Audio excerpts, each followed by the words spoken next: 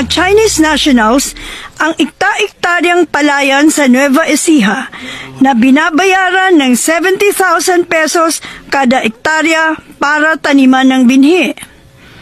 Ang na-harvest sa mga palayan, dinadala sa China at binabalik sa Pilipinas para ibenta sa mas mahal na halaga. Kinumpirma ng kapitan ng barangay, Pasong Inchik sa BNC na si Teresito Bugtong, na matagal nang nangungupahan ng palayan ang mga Chinese nationals sa kanilang lugar.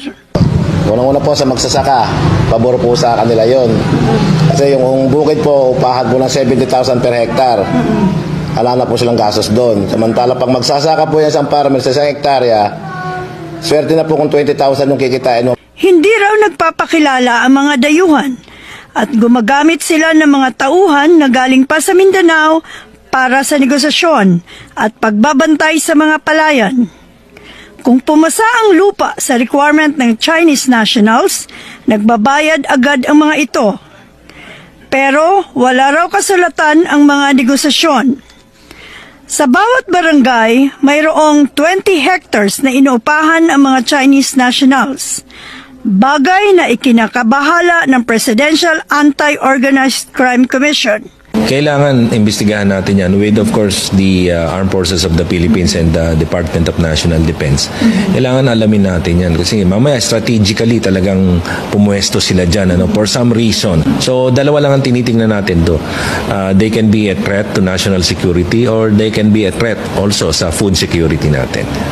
Malaki rin daw ang nagiging impact sa kalikasan ng pangungupahan ng mga dayuhan. Sinisira nga nila yung natural resources natin. Even kung matatandaan mo, yung may mga pogo hubs tayong natuklasan na ang ginagamit nila is yung mga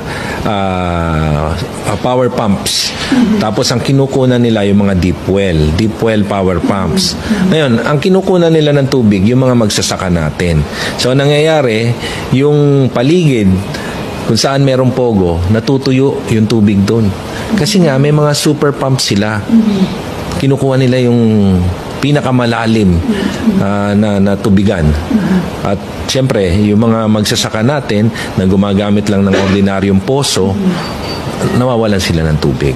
Sisilipin din ng PAO kung may kaugnayan ba itong mga dayuhan sa mga iligal na pogo at kay dating Bamban Tarlac Mayor Alice Go. There's always a national security concern as far as the Commission is concerned and the other agencies that are looking into these issues.